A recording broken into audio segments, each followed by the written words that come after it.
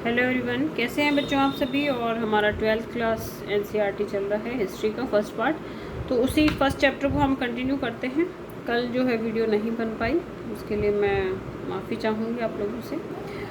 चलिए शुरू करते हैं। हड़प्पावासी शिल्प उत्पादन हेतु माल प्राप्त करने के इस तरीके को अपनाते हैं। उदाहरण के लिए उन्होंने नागेश्वर और बालाकोट से शंख आसानी से उपलब्ध हो जाता था। ठीक है, जैसे हम लोगों को भी वस्तुएं अगर हमारे शहर में नहीं मिलती है तो हम दूसरे शहरों में जाते हैं और अपनी आवश्यकता की वस्तुएं लेके आते हैं। तो वही सिस्टम जो है सिंधु घाटी में भी था। अगर आपको चीज़ें नहीं मिल रही है तो दूसरे देशों से व्यापार किया जाता था। तो नागेश्वर और बालाकोट से शंख मिलता था और सुदूर अफगानिस्तान के शोरतुगई से अत्यंत कीमती माने जाने वाले नीले रंग के पत्थर लाजवद मणि का अच्छा स्रोत था, वहाँ से प्राप्त होता था वो। और लोथल से कार्निलियल, गुजरात के भड़ोच में सेल खड़ी, दक्षिणी राजस्थान तथा उत्तरी गुजरात से और धातु राजस्थान के स्रोतों के निकट स्थित था। तो इस तरह से सिंधु घाटी सभ्यता के लोग भी जो हैं अपनी आवश्यकताओं की पूर्ति दूसरे क्षेत्रों से करते थे। आगे देखते हैं। कच्चा माल प्राप्त करने की इस एक अन्य नीति थी। राजस्थान के खेतरी अंचल से क्या मिलता था? तांबा। और दक्षिण भारत से सोना। जैसे क्षेत्रों में भी जो है वो अपने अभियान भेजते थे या वहाँ से व्यापार करते थे।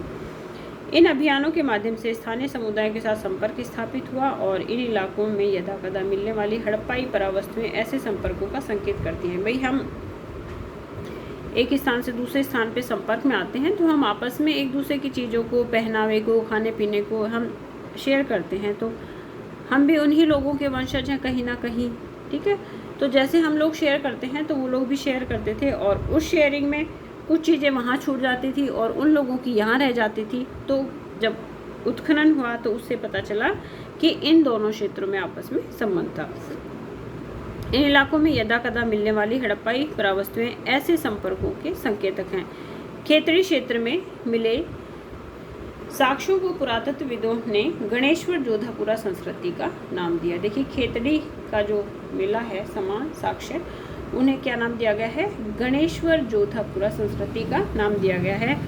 इस संस्कृति के विशिष्ट मृदभांड हड़प्पाई मृदभांडों से भिन्न हैं तथा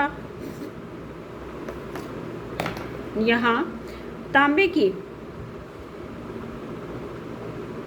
वस्तुओं की साधारण संपदा मिली है। ऐसा संभव है कि इस क्षेत्र के निवासी हड़प्पा सभ्यता के लोगों को तांबा भेजते थे। तो देखिए, बिल्कुल सही बात है। अगर सिंधु घाटी में भी उस समय जो है वहाँ से हमें तांबे के अवशेष मिल रहे हैं और वर्तमान में भी खेतड़ी क्या है? तांबे के लिए, कॉपर के लिए प्रसिद्ध है। आगे देखते हैं। अब देखिए, बुक में मैप दिया हुआ है तो आप इधर देख सकते हो। ये हड़प्पा है, ये भारत का हिस्सा है। ये हड़प्पा है, ये मेलुहा है और ये लोथल है। यहाँ पे ये अरब सागर है, ये आपको दिख ही रहा होगा। ये सूतकांगे डोर है। और अगर हम ऊपर चलें यहाँ पे तो देखिए तुरान है जहाँ से मंगोल आए थे। और ये कैस्पियन सागर आ गया इधर। और यहाँ पे आप देखोगे तो ये दिलमुन है और ये मगान है। मतलब यहाँ पे अफ्रीका के टच करता हुआ हिस्सा है ये। और यहाँ मेसोपोटामिया है और ये उसके दो नगर थे, उरुक और उर। और यहाँ पे ये भूमध्य सागर है जो कि अफ्रीका और यूरोप को बांटता है। और इधर ये लाल सागर है। ठीक है, जैसा आप मैप में देख पा रहे हो। तो जब भी हम स्टडी करते हैं तो हमें मैप के थ्रू स्टडी करना चाहिए। इससे क्या होता है, एक तो हमारा टॉपिक इंटरेस्टिंग बनता है, प्लस में हमें उन जगहों की नॉलेज होती है जिनके बारे में हम पढ़ रहे हैं। एक तो हम ऐसे ही पढ़ते हैं विदाउट मैप के, तो हमें कोई नॉलेज नहीं होता। ठीक है, टीचर हमारा बोल रहा है और हम चीज़ों को सुन रहे हैं। लेकिन वास्तव में अगर मैप होगा तो जैसे आप आंख बंद करोगे आपको तुरंत दिख जाएगा हड़प्पा कहाँ है, मेलुहा कहाँ। और जब हम किसी चीज़ को जानते हैं तो उनके प्रति हमारा इंटरेस्ट ज़्यादा भी होता है। अब सपोज मैं आपसे अगर अजंता एलोरा गुफाओं की बात करती हूँ तो ठीक है, आप उस चीज़ को ध्यान से सुनोगे, लेकिन वो इंटरेस्ट नहीं आएगा जब आपने उसे खुद ने देखा हो। अगर हमने किसी चीज़ को देखा है और कोई व्यक्ति हमारे सामने उसका जिक्र करता है तो हमें इंटरेस्ट आता है और कुछ चीज़ें हम अपनी तरफ से भी बताना शुरू कर देते हैं। तो बस वही चीज़ है तो इसलिए मैप जो है वो ज़रूर देखना चाहिए। अब आगे चलते हैं, सुदूर क्षेत्रों से संपर्क। तो देखिए हाल ही में पुरातत्व जो खोजें हैं वो इंगित करती है कि तांबा संभवतः अरब प्रायद्वीप के दक्षिणी पश्चिमी छोर पर स्थित ओमान से भी लाया जाता था। रासायनिक विश्लेषण दर्शाते हैं कि ओमानी तांबे तथा हड़प्पाई परा वस्तुएं दोनों में निकल के अंश मिले हैं जो दोनों के साझा उद्भव की ओर संकेत करते हैं। ठीक है, उसको निकल क्यों मिलाते हैं? उसको स्ट्रॉन्ग बनाने के लिए, क्योंकि तांबा जो है अपने आप में एक बहुत ही सॉफ्ट धातु है।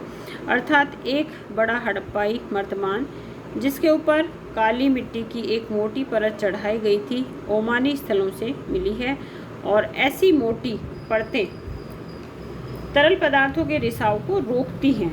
ठीक है, और हमें यह नहीं पता कि इन पात्रों में क्या रखा जाता था, पर यह संभवतः हड़प्पा सभ्यता के लोग इनमें रखे सामान का ओमानी तांबे से विनिमय करते हैं। अब देखिए इसमें एक हड़प्पाई बर्तन दिखाया हुआ है, तो उसी के बारे में लिखा है कि भाई इस तरह का ये पोट है। अब पता नहीं इसमें क्या रखा जाता होगा, लेकिन ये ओमानी तांबे की विनिमय से संबंधित है। तो आज की वीडियो हम यही समाप्त करते हैं, और कल जो है इससे आगे का चैप्टर पढ़ेंगे। और आप लोग ध्यान से पढ़िए, मैंने अंडरलाइन कर रखा है इस बुक में, तो वो सारी चीज़ें जो हैं बच्चों इम्पॉर्टेंट है आपके लिए। और मेरी वीडियो देखने के लिए आप सभी का धन्यवाद।